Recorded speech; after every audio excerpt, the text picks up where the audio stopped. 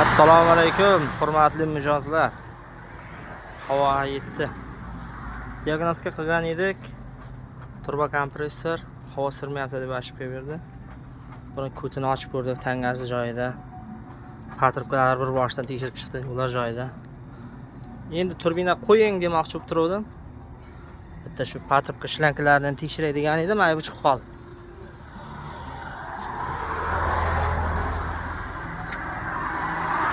Mana bu padarinatda aybi orqa tomondagi mana yirtilgan.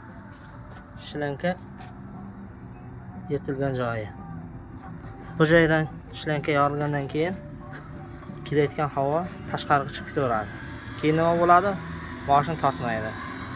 O'shaning uchun tekin maslahat shofir akalarga turbo kompressordan chiqqan patrubkalar bir boshdan xomutlarni mahkamlash kerak.